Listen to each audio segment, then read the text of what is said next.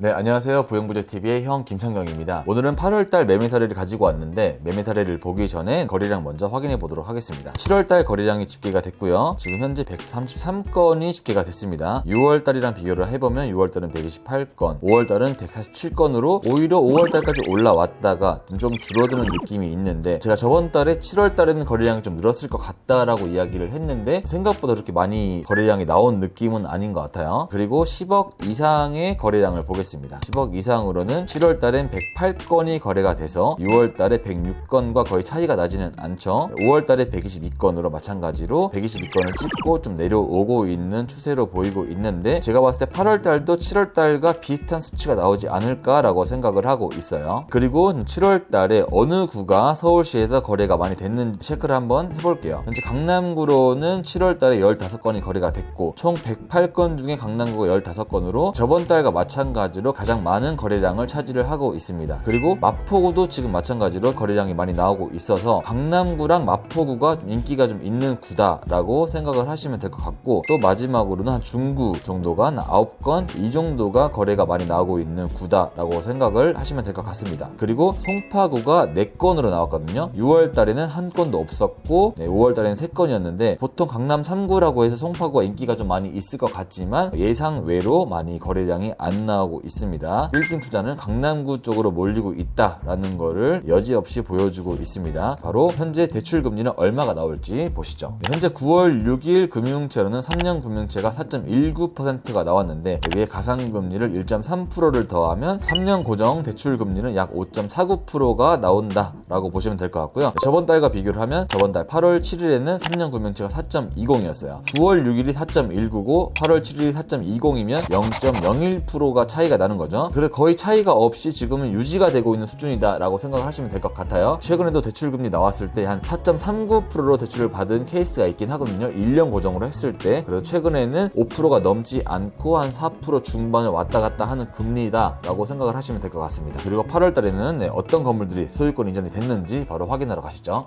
네, 첫 번째 빌딩입니다. 위치를 소개를 해드리자면 의정부역이 있고요. 이렇게 5번 출구에서 나오게 되면 이 라인이 의정부 로데오 거리라고 하죠. 사실 이 로데오 거리는 이 초입이 좀 사람이 많이 있긴 한데, 초입에서 좀 들어가서 끝자락 쪽에 있는 이 위치에 건물이 거래가 되었는데요. 개요 먼저 보시죠. 네, 본 건물은 올해 3월 달에 계약을 하고 8월 17일 날 소유권 이전을 한 건물이고, 매매 금액은 21억 5천만 원, 대지 면적은 25.8평, 연면적은 71평의 건물이 거래가 되었습니다. 사실 이 건물은 2021년도에 한번 거래를 했던 건물인데, 그때 당시에 14억 5천만 원에 거래를 했어요. 21년도에 로드뷰를 한번 보여드리자면 이 건물이 매매를 했을 당시의 건물 상태였습니다. 이비인후과가 병원이 들어가서 이제 직접 쓰고 있었는데, 이제 여기가 다 나가는 조건으로 이 매매를 하게 되었고요. 1억 5천만 원가량 리모델링을 해서 현재는 이제 이렇게 리모델링을 했습니다. 71평짜리를 리모델링 할 때 평당 300 정도를 잡아서 2억 3천 정도를 예상을 했었지만 생각보다 저렴하게 1억 5천만 원 정도를 들여서 이렇게 리모델링을 하게 되었고요. 리모델링 하고 나서 다 임대를 마쳤었는데 총 1층에는 370만 원, 2층에는 220만 원, 3층에는 200만 원으로 해서 총 790만 원의 임대를 맞추게 되었습니다. 그래서 21억 5천에 비교를 하면 수익률은 4.5%가 나왔었고요. 이분은 14억 5천에 매입을 하고 리모델링 비용을 다 감안을 한 다음에 21억 5천에 매각을 한 건데, 막상 시세 차익은 한 3, 4억 정도 계산이 될 수 있어요. 그래서 이제 이 건물을 리모델링을 다 하고 임대를 마쳤을 때 3, 4억이 남았다라고 하면 다른 쪽으로는 돈을 융통할 일이 있었는지 저렴하게 매각을 한 케이스였습니다. 바로 두 번째 사례로 넘어가겠습니다.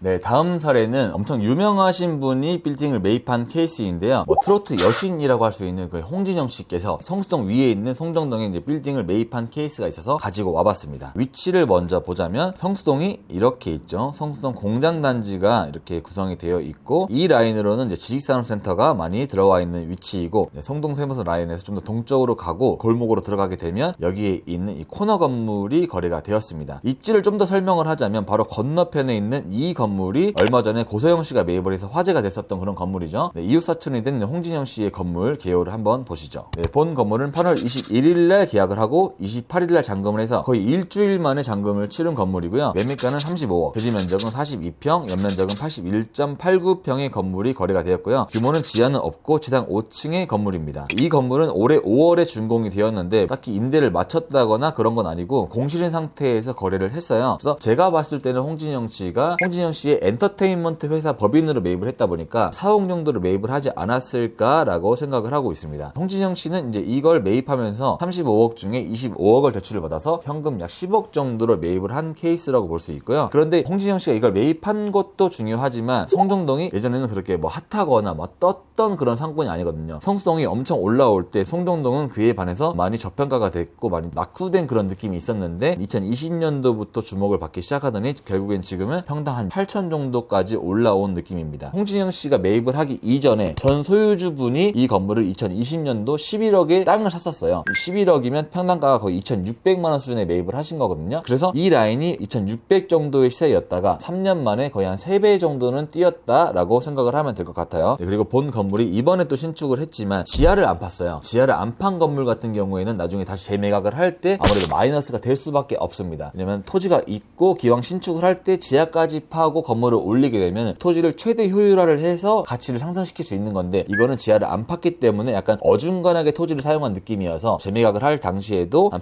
81평짜리 건물을 50억에 팔 수 있을까라는 그런 퀘스천이 들기는 하죠. 제가 봤을 때는 정말 사옥용으로 편하게 가져가기 위해서 매입을 한 케이스다라고 생각을 하고 있어요. 홍진영 씨가 또 행사 같은 걸로 수입이 굉장히 많이 있으시다 보니까 시세 차익이나 이런 거에는 크게 연연하지 않지 않았을까 추측을 해봅니다. 네, 세 번째 사례입니다. 세 번째 사례는 학동역 인근에 있는 사례인데 히스토리가 재밌는 게 있어서 여러분들에게 보여드리면 어떨까 해서 좀 가지고 와봤습니다. 위치를 먼저 설명을 드리자면 학동역 인근에 이렇게 3번 출구가 있고요. 그래서 와서 이 골목으로 들어오게 되면 여기에 사도가 하나 이렇게 있는데 이 사도를 끼고 들어왔을 때 있는 이런 필지에 신축을 한 건물입니다. 개요 먼저 보시죠. 네, 본 건물은 6월 29일 날 계약을 하고 8월 7일 날 소유권 이전을 한 건물이고요. 매매가는 105억, 대지 면적은 81.7평, 연면적은 202평, 규모는 지하 1층, 지상 7층의 건물이고요. 본 건물은 2022년도에 준공을 한 건물입니다. 현재 지금 수익률은 4.85%라고 되어 있는데 이거는 이제 리스백 조건으로 맞추기 위해서 수익률이 나왔던 거고요. 전 소유주분이 5년 동안 보증금 4억에 월세 4천만 원을 내겠다 리스백 조건으로 이제 계약을 한 건물이다라고 보시면 될 것 같아요. 2022년도에 이제 신축을 한 건데 2020년도에 47억에 예전에 다가구 주택을 멸시를 하고 신축을 했던 건물입니다. 그리고 이제 이게 3종 일반 주거 지역인데 250%까지 올릴 수 있지만 일조권 사선 때문에 다 올리진 못하고 한 200%, 208% 정도까지 지었던 건물인 것 같습니다. 그리고 이 건물이 지금 현재 건물 가격을 약 18억 정도를 넣어놓고 토지가를 산정을 해봤는데 1억 가량이 나왔어요. 여기 인근 시세를 살펴보자면 학동역 바로 대로 이면도로 이 라인이 한 1억 5천 정도의 시세가 이제 형성이 되어 있는데 그러면 이 바로 뒤편 이면도로 이쪽은 한 1억 정도가 돼야 되는 게 맞거든요. 그런데 이 라인이 1억이 아니라 바로 사도에 낀 건물이 1억이라면 센 느낌이 있지 않나 라고 생각을 하고 있지만 이제 건물을 잘 지어놔서 거래가 좀 많이 됐다 라고 생각을 하고 있습니다. 한번 아시면 도움이 될 것 같아서 가지고 와봤습니다. 네, 네 번째 매매 사례입니다. 네 번째 사례는 이상균 씨의 아내분인 전혜진 씨가 작년에 이제 빌딩을 매입을 했다가 바로 매각을 한 케이스여서 가지고 와봤습니다. 네, 위치를 먼저 설명을 드리자면 이 라인이 도산대로가 있고요. 서쪽이 을지병원 사거리, 동쪽이 도산공원 사거리가 있고 대로변 바로 이면도로에 있는 이 건물이 거래가 되었습니다. 개요 먼저 보시죠. 본 건물은 올해 5월 달에 계약을 했고 8월 11일 날 잔금을 한 건물이고요. 매매가는 150억, 대지 면적은 72.1평, 연면적은 329 평의 건물이 거래가 되었습니다. 규모는 지하 1층, 지상 8층이고요. 이 건물의 큰 장점이라고 하면은 이제 건폐율은 55%를 받았고 용적률을 380%를 받은 굉장히 큰 인센티브를 받은 건물이다라고 볼 수 있는데 여기가 2종 일반 주거 지역이라서 200%까지밖에 못 올리지만 2000년도 이전에 지었다 보니까 380%까지 올려서 거의 한 2배 정도의 높이의 이득을 본 건물이다라고 보시면 될 것 같습니다. 전혜진 씨의 투자에 대해서 이야기를 한번 해보자면 작년에 140억에 매입을 하고 취득세만 하더라도 거의 한 7억 정도는 들었을 것 같아요. 법무사 비용, 중개 수수료 하고 매각을 했을 때의 수수료나 이런 거를 하면은 152억 정도가 취득 원가이지 않을까라고 생각을 하고 있고 이번에 매입을 하신 분은 150억짜리 건물을 120억의 대출을 받고 매입을 해서 직접 사옥으로 쓰지 않을까라고 생각을 하고 있는데 매입을 하신 분은 나쁜 투자는 아니었다라고 생각을 하고 있습니다. 워낙 도산대로 이쪽으로 이제 나오는 물건이 없다 보니까 나름 B 플러스에서 A급 정도였다라고 생각을 하고 있습니다.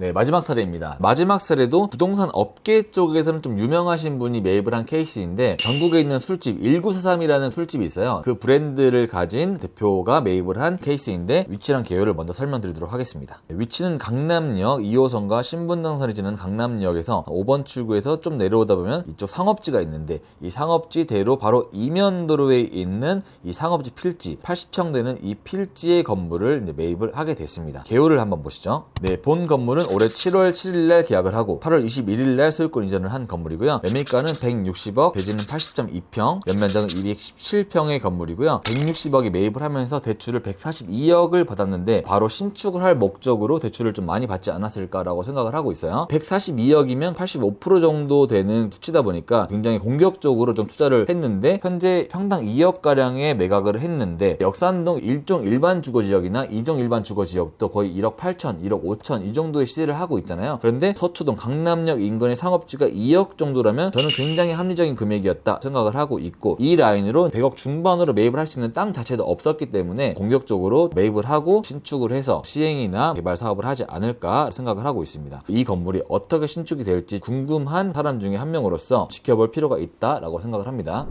네, 이렇게 8월 달에 거래량과 매매 사례를 보게 되었는데, 이번 사례를 보면서 느낀 게, 지금 현재 시장의 느낌은 손해를 보고도 파는 사람들이 있고, 그거를 또 잡는 사람이 있어서 손해와 이득이 혼재되고 있는 그런 시장이다라고 생각을 하고 있습니다. 물론 작년처럼 거래량이 확 늘어나는 시장도 아니고, 대출금리가 확 올라가거나 확 내려오는 시장도 아니어서 어중간하다라고 생각할 수 있는데, 그래도 현재는 현금 보유량이 많은 분들이 투자를 하는 움직임을 보이지 않나 생각을 하고 있어요. 여러분도 이런 추이를 좀 읽어가면서 내가 빌딩 투자는 언제 들어가야 될지, 어떤 방식으로 빌딩 투자를 해야 될지를 감을 잡는다면 성공적인 빌딩 투자를 하지 않을까 생각됩니다. 이번 달 매매사는 여기서 마치겠고요. 다음 달에 좀 더 좀 재밌는 매매사를 가지고 돌아올 수 있도록 하겠습니다. 그럼 안녕.